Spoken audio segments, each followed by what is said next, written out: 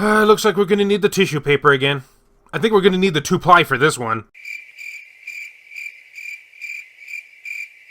Greetings, fellow Vita fans. This is James with PS Vita at 2 AM, coming at you once again with another exciting video. And if you're new here and love everything PlayStation Vita, don't forget to subscribe. Oh, and that was a lie at the beginning. This is not so exciting news again. You see this picture right here? This is the way we're going to be feeling after the video is done. Oh, and we're the ones on the ground in case there was any question about that. Oh, look, and here's another picture of how we're going to feel afterwards. So Ratalaika Games had some stuff to say of the not splendid variety this week, and I am going to be telling you about that right now. And just to salute everything that Ratalaika Games has done for the PlayStation Vita, I will have various games that they have published playing throughout the video, just to, get us in a mood or something. And of course, after the video is done, and the fact that Ratalaika Games might in fact watch this video, please leave your suggestions on how you feel they would be able to get out of this whole situation that they're in. So no more beating around the bush. Here's what they had to say this week, because trust me when I say, there's a lot to cover here. Well, we've some sad news today. Starting August, PEGI will change their fees, which is a rating system over in Europe, similar to our ESRB here in the States. Due to PS4 adopting the IARC system,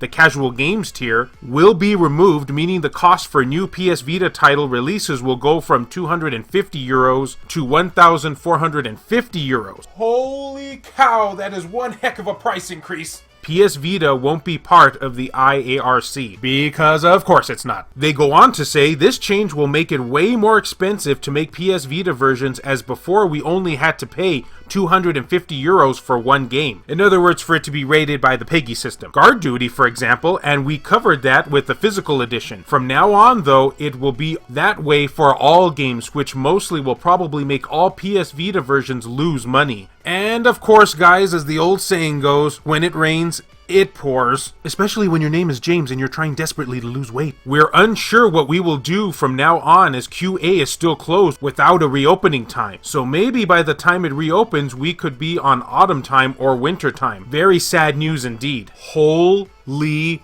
crap! That was certainly a blow for our community. So the long and short of that was, the PlayStation 4 is going to be adopting a new rating board system that's going to be a lot more cost efficient. Sadly, however, the PlayStation Vita won't be a part of that system and will have to stay with PEGI. PEGI is raising their prices, thus it will make it way more expensive for devs and publishers to get their games out on the PlayStation Vita in Europe with the PEGI system because of these rising costs. So, where do they go from here is the big question. Some people on Twitter have asked them, well, hey, since this is only affecting Europe, what about North America? Could you just make your games publish exclusively to North America? To which they replied, this is for EU only, regarding this whole situation, they mean. And as for doing NA alone, I feel it would be unfair for EU. We have to think of a solution for this, which despite the fact that I am from North America, I do have to agree with them on that. It wouldn't be very fair for them to bring it only over here to the States and not to Europe as well. I'm trying my best not to be selfish over here. On a serious note though, we have to remember that devs and publishers don't make a ton of money developing for the Vita. Thus, limiting their games to less regions may discourage them from bringing over new titles at all. So this isn't just a Ratalaika Games problem. This could affect the PlayStation Vita getting brand new titles worldwide. And the most worrisome part of this, while yes, is a worst case scenario, but if Ratalaika Games can't think of a way out of this, it may mean that new Vita games in general will have to be halted altogether. And what makes things even worse is that technically speaking, they could try to get as many games as they can right now go through the PEGI system before the new price change. Only problem with that is that Sony's QA is still closed, so that's not even an option at this point. As you can see from Ratalaika Games' post right here, while we can assume some loss per game like €250 we used to lose, but if we lose $1,450 per game, that's a big hit. So we're unsure if and when QA will reopen anyway. At the moment, there isn't much we can do to keep making games. I have heard, however, that it might be possible for them to get it rated through the PEGI system before QA opens, but it's a little bit of a risk on their part. So it was kind of inevitable that all this was going to happen regardless of the virus and whatnot. However, due to the fact that they can't even rush any games over to get graded by the PEGI system because QA is closed, yeah, it's kind of making matters worse here. So while the virus didn't outright make this whole situation happen, it did contribute to it in its own way. But I'm still gonna blame the virus because it's just fun to blame the virus. Yeah, I just checked down there and I don't have a heart anymore. The picture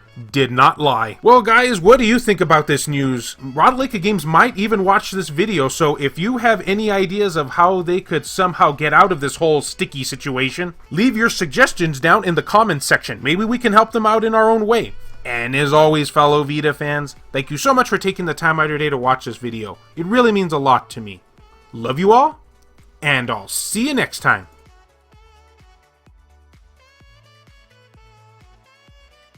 The following video has been brought to you in part by all of these wonderfully generous people who help make this content possible, including Gutter Drums, Wendy K, David Ray, Phantom XRS, Saul Ramirez, Kyle Brooks, JR, E-Rock, Pierce Sterner, Adam Theory, Sculpture Tugel TCG, BMF, Ruben Gutierrez, Joshua Williams, Jared Haddo, Kevin Enright, Heston Joseph, Aaron Swanson, Rodrigo Vera, Hero Acer, Adam Sondi, Dennis R. Huggins Jr., Richard Cruz, Buzz Sayin, Jelly, Mario Cruz, Larry Anderson, Matt Fox, Reiko Star, and Neo Arashi. If you would be interested in supporting the channel and seeing your name on this end screen right here, or if you wish to remain anonymous, that's cool too. Check the links down in the description below. I have various ways for you to do so down there.